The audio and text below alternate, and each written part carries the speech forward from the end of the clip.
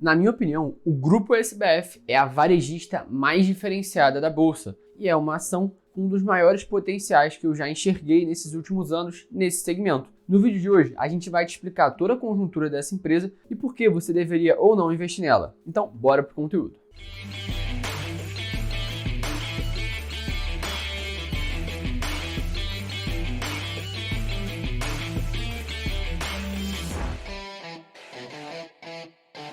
O Grupo SBF é, no final das contas, a Centauro, em reunião com mais duas marcas. Há um tempo atrás, ela tinha um trigger de negociação CNTO3, mas depois de um processo de fusão, ela acabou se tornando o Grupo SBF, que não é só dono da Centauro, como também é dono do Grupo Fisia, responsável pela operação da Nike no Brasil. Então a gente está vendo que o Grupo SBF não é só a Centauro, e sim a junção dela com essa empresa, e também da NWB, que é uma empresa de Network Media Brasil. E a gente vai entender tudo isso no vídeo de hoje. A Centauro conta com mais de 197 lojas espalhadas por 24 estados ao longo do Brasil. E essas lojas se dividem em dois modelos. O modelo tradicional, onde você chega lá na loja, compra algum artigo esportivo e leva, ou o modelo G5, onde tem um espaço mais integrado com mais tecnologia. É provavelmente aquela loja que você já foi na sua cidade, que é gigante, e vão até aparecendo aí na tela algumas fotos desse tipo de loja que a Centauro está instaurando em seus modelos. E diferente de grande parte das lojas, só a ponto de curiosidade para vocês entenderem,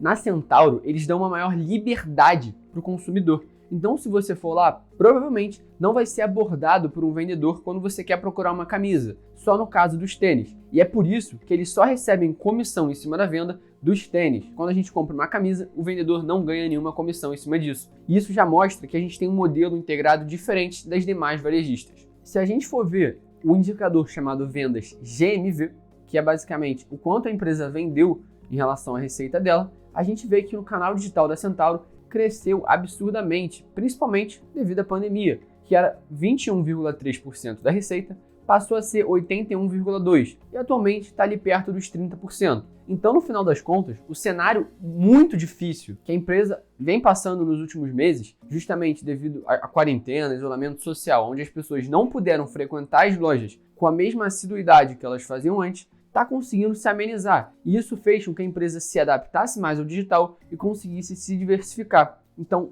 ter um canal digital forte é muito importante. E agora que a gente vai entrar nas aquisições, que na minha opinião foram muito estratégicas para esse perfil da empresa de expansão digital e crescimento em diferentes canais, para não depender só de um canal específico. E falando do canal digital da empresa, ele cresceu 138% ano contra ano.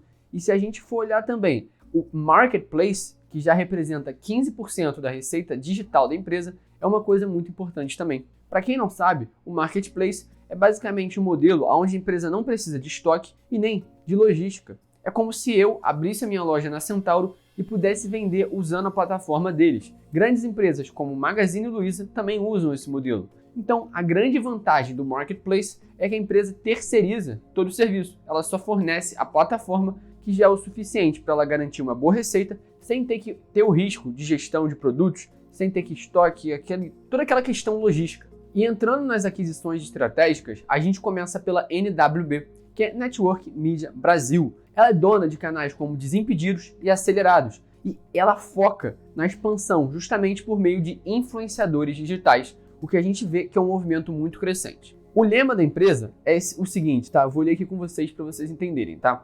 Engajamento mais relevância igual a influência. Então, como você pode ver aparecendo aqui na tela, o canal Desimpedidos tem conexão com grandes atletas ao redor do mundo, como Cristiano Ronaldo, Neymar, Zlatan Ibrahimovic e outros jogadores muito importantes. Então isso mostra que a empresa consegue ter um canal de influência nas pessoas. E isso aumenta o nível de consciência na audiência. Ou seja, vou dar um exemplo aqui que é meu. Quando eu produzo conteúdo no meu Instagram sobre um determinado assunto, eu estou criando uma interação com você e criando um nível de consciência. Então, quando eu falo sobre mercado financeiro e te mostro vários motivos para você acompanhar, a gente gera um relacionamento, você tende a comprar mais de mim, algum produto que eu venha te oferecer. E é isso que acontece justamente quando a gente está usando uma empresa que está fazendo mídias digitais. Ela está fornecendo serviço, certo? Que é aquele conteúdo gratuito, aquele vídeo no YouTube, ao mesmo tempo que ela pode vender produtos como uma camisa de futebol, como uma chuteira, com código de desconto, por exemplo. Isso já cria um engajamento muito maior e uma conexão absurda entre o cliente e a audiência. E eles podem ser a mesma pessoa no final das contas. E isso muda a estrutura da empresa, porque grande parte das empresas nos dias de hoje dependem muito de influenciadores, de patrocínios, de anúncios. E quando a gente tem uma empresa como essa, juntando, ou seja, com uma sinergia, que é o que a gente chama no mercado, entre Centauro e Network Brasil, a gente pode ver um resultado muito grande. Mas, de novo, isso não vem da noite para o dia. Essa aquisição custou cerca de 60 milhões de reais para a Centauro, ou o grupo SBF, e ela pagou 80% logo de cara, e o restante vai ser pago ao longo dos próximos resultados. A outra aquisição foi do grupo Fisia Brasil,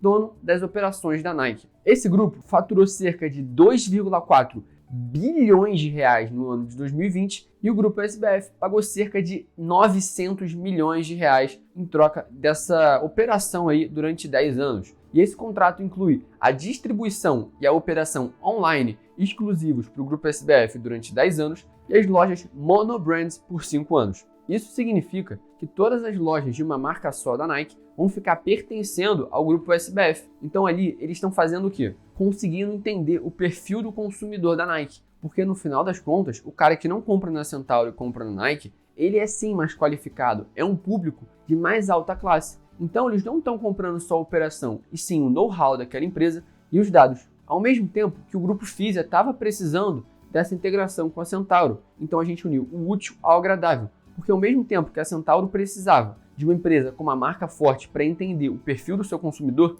o grupo Fisia estava precisando de uma expansão digital, focando na omnicanalidade, que é basicamente você ter mais de um canal para se expandir. E calma, eu sei que eu estou falando bastante coisa aqui, mas vamos retomar tudo que a gente já falou. Eu expliquei que a Centauro é uma grande loja que tem presença em mais de 24 estados ao longo do nosso país. Falei também que o grupo Fisia e a Network Brasil podem fornecer uma grande sinergia com a Centauro, a partir do fato de que todas elas estão no mesmo segmento e o know-how e a experiência dos gestores da empresa, aliados a uma produção de conteúdo de qualidade com uma marca forte, ou seja, Centauro, Network Brasil e Nike, podem criar uma grande empresa do setor varejista. E eu, particularmente, não sou um grande fã desse setor, porque as empresas não têm um diferencial comparativo. Ou seja, se eu quero uma camisa da Nike, não faz diferença se eu vou comprar na Nike, se eu vou comprar na lojinha do seu Zé da esquina, desde que a camisa seja verdadeira. Pelo menos grande parte das pessoas tem essa preferência. Então, quando a gente está falando de varejo, não tem diferenciação. A gente quer sempre mais barato. E é esse o grande gargalo que as empresas sofrem. Mas no caso do grupo SBF, eu vejo um diferencial, que é ter uma empresa produtora de conteúdo e uma marca muito forte sob o poderio dela. Outro detalhe importante é que ela tentou comprar a Netshoes, um site de artigos esportivos enorme aqui no Brasil, mas acabou perdendo para a Magazine Luiza, sua forte concorrente aí no digital. E nesse último resultado, a gente já viu uma grande mudança na Fisia, que conseguiu aumentar o seu faturamento no digital para 25% da receita bruta da empresa, que antes era 19%. Isso já mostra que a empresa está conseguindo sim crescer no digital, atendendo os seus principais objetivos ao fazer aí essa união junto com a Centauro e com o grupo SBF. E eu acredito que o grande potencial dessa empresa não esteja nesse ano, no ano que vem, e sim ao horizonte do longo prazo, porque ela consegue se estabelecer como um grande player do mercado a partir do fato que ela consegue produzir conteúdo e aliar isso tudo. Eu vou fazer aqui uma comparação que pode até parecer meio maluca, mas eu acho que vocês precisam entender essa analogia. A M. Dias Branco é uma empresa que produz massas, macarrões e coisas do tipo, e ela sai lá desde a produção da farinha e do farelo de trigo. Essa empresa ela é considerada muito verticalizada. Isso significa que ela vem desde a produção até a venda lá no supermercado. E eu acredito que a Centauro faça parte disso, porque um consumidor do esporte, ele vai desde o consumo de conteúdo até a compra. Então ela está sim verticalizada, uma coisa que é muito difícil da gente ver, que eu enxergo nesse case. Beleza, a gente já entendeu os principais aspectos que me fizeram me interessar por essa empresa, mas agora eu vou ter que ir para o computador para a gente olhar os números. E calma, não precisa se assustar, porque eu vou explicar tudo para vocês de forma muito simples e didática. Aqui a gente tem uma planilha onde eu tenho todos os dados financeiros da empresa. Em termos de ativos e passivos, ela está bem estruturada. Então eu acredito que a dívida da empresa, no momento, esteja até controlada, o que eu não considero uma coisa ruim para a empresa, tá? Até porque ela abriu capital na bolsa quando ela fez a oferta pública inicial, de acordo com os relatórios que ela mostrou ao público, era com o objetivo de quitar as dívidas e se expandir. E por isso que eu vejo tanto potencial na empresa, que ela está bem capitalizada e com pouca dívida. Em termos de lucro, é que a empresa começa a decepcionar. Quando a gente olha os resultados, a gente vê que mesmo crescendo a receita de 2017 até 2021, ela teve uma queda absurda no seu resultado líquido. Então, um lucro líquido que era próximo de 147 bi, chegou aí nos 157 bi de prejuízo. Então, é uma coisa bem negativa. 157 milhões, tá? Fazendo aí a errata. Mas, de qualquer forma, é um prejuízo bem expressivo para um acionista que eu, por exemplo, não gostaria de carregar. Mas, entendendo toda essa conjuntura, o que a gente enxerga para a empresa? Bom, olhando os principais indicadores, a gente vê que fica bem distorcido quando a empresa dá prejuízo, que acaba trazendo um risco muito grande. Porque como a gente teve um passado da empresa muito afetado, principalmente por conta do Covid e uma série de conjunturas que fizeram a empresa cair ladeira abaixo, fica um pouco desesperançoso o futuro dessa empresa, porque a gente não sabe para onde ela pode ir. E é justamente aí que reside o maior potencial. Como a gente sabe que o mercado financeiro está lotado de gente olhando para as oportunidades, você só vai conseguir ter um resultado outlier, um resultado fora de série, quando você tiver um risco fora de série ou uma hipótese totalmente fora de série que se confirme depois. Então o que a gente está falando aqui?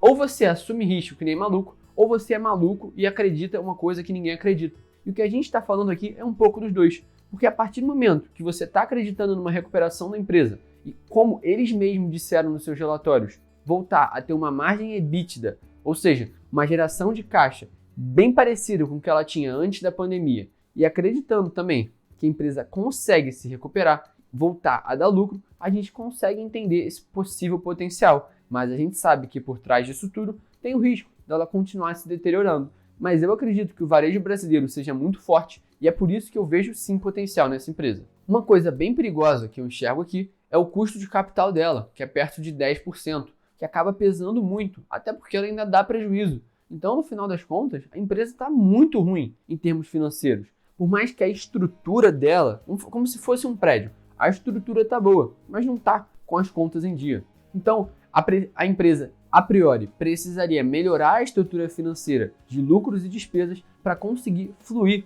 nos próximos meses e anos. Então, é essa a expectativa quando a gente está falando de uma compra dessa ação. E aqui, no fluxo de caixa descontado, eu fiz um modelo maluco para mostrar para vocês o quão louco a gente pode ser na hora de calcular o preço justo de uma ação. No caso, como ela não dá lucro líquido, eu fiz uma estimativa a partir do lucro operacional de depreciação e amortização. E aqui a gente chegou num preço justo de R$ 38,84. Mas um detalhe é que eu coloquei aqui um crescimento de 62%. Ou seja, a cada ano a empresa teria que crescer 62%. Por que eu coloquei isso?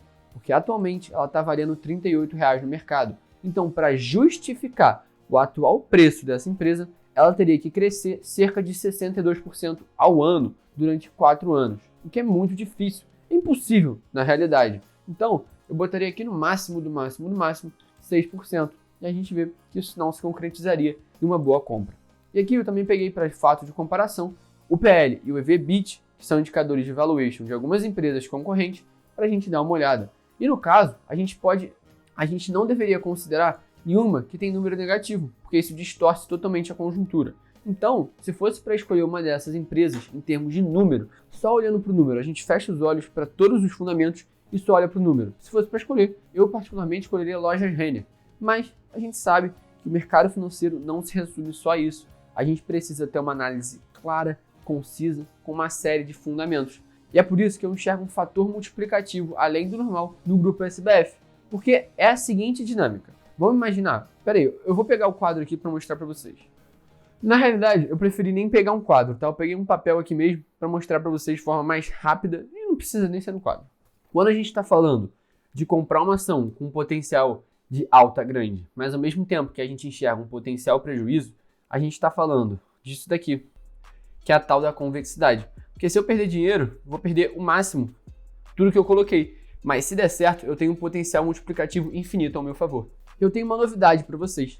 Se vocês gostaram desse tipo de conteúdo e de alguma forma querem que eu mostre para vocês como que eu elaboro todas essas análises de forma gratuita, você vai deixar aqui embaixo um comentário. #EuQuero, para eu saber se vocês se interessam em conteúdo gratuito que eu e minha equipe estamos pensando em disponibilizar para vocês. Então comenta #eu quero para eu mostrar a metodologia que eu uso para encontrar as melhores oportunidades da bolsa e rastrear qual seria o preço justo dessa ação ou entender a atual conjuntura dela.